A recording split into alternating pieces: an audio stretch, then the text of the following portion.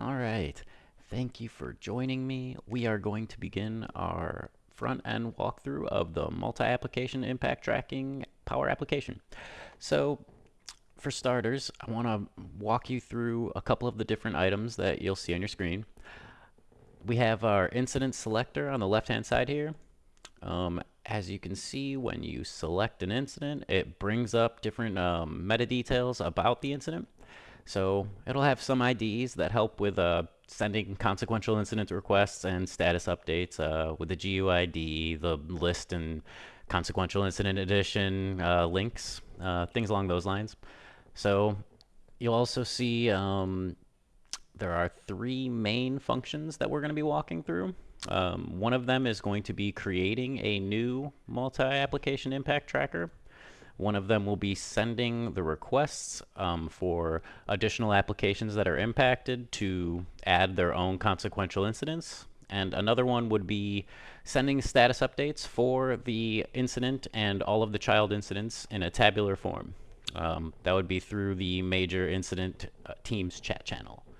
Okay, so let's bring up the new incident window here. So there are a few different user input fields that you need to add as an admin to create the new tracker. One of them, there are pre-filled out here, but we'll walk through them real quick. So we have incident ID. This would be what's tracking your incident on across your ServiceNow platform, things like that. Whatever you're using to track, there's always an ID. So then we're going to have your criticality. We just separated it into a P1, 2, 3, and 4. Simple enough. So your service restoration status, when your service is restored, this will move your incident into the green bucket below. And those are still ordered critical, high, low, etc. So then, yeah, you have your incident impact. So we're making this incident of a Swift street-wide outage, which would have pretty major impacts. A lot of payments would be delayed if there is a street-wide Swift outage. So we're going to go ahead and hit create for this new incident.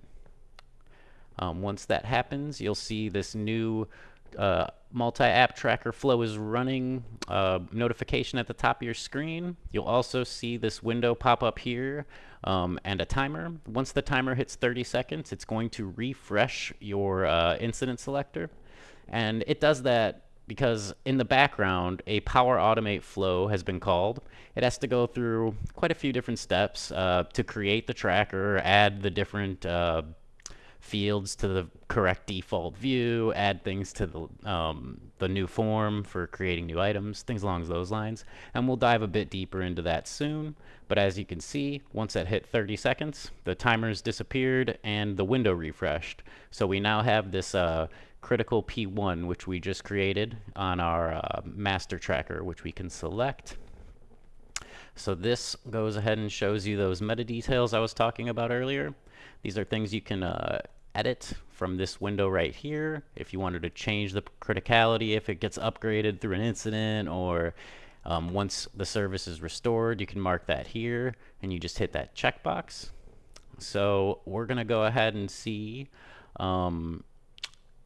if you hit this Add Consequential Incident button, it'll load up a new window. And so this is what users are going to see when they're adding their own applications as consequential impact. So we're going to make this relatively quick. Just add in a few different values. We'll go ahead and write in progress. Incident impact. No realized impact yet. Costs approaching. And payments valued 53 million are stuck processing. So go ahead and add that short description. Also would be 200 payments valued 53M are stuck waiting on Swift responses.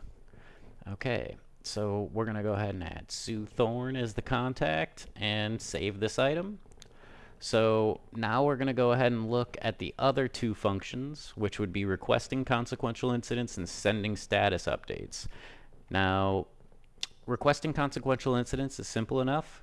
If you have an incident selected, it will show what incident you are about to be requesting additions for. If you don't, it's going to gray out if you just leave it on the incident selector.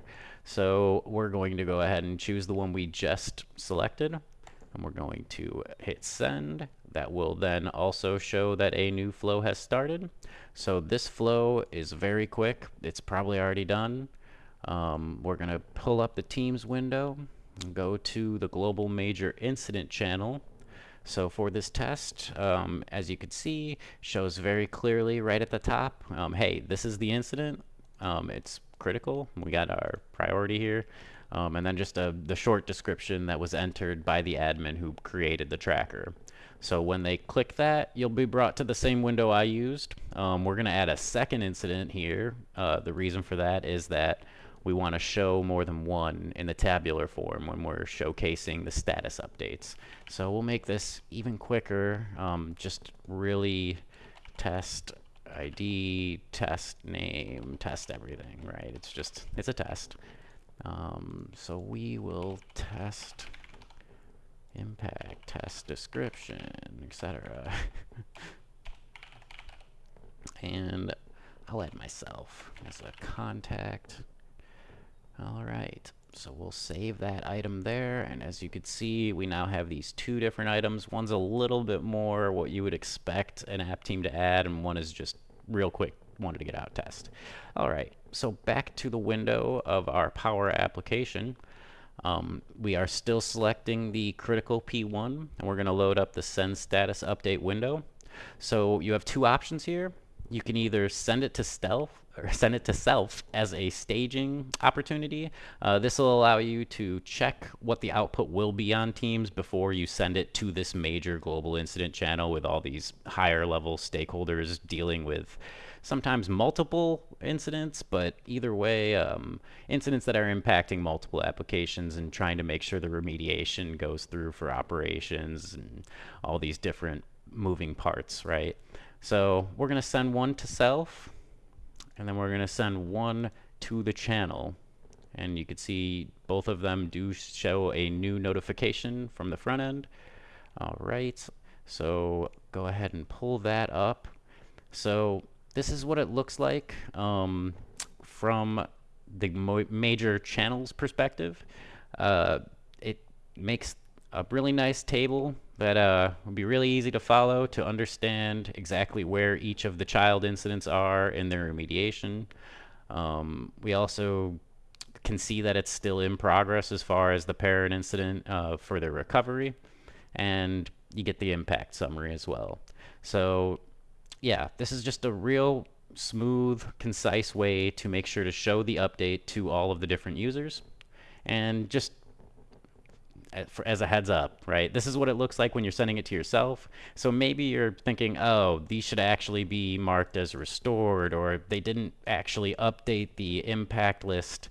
I know I just spoke with this team. It's a bigger impact. So maybe you want to go ahead and reach out to that team before you send out the major update, or you can edit it yourself if you go to the list and you are an admin. All right. So that wraps up the front end, and we're about to kick off and look into the back end now.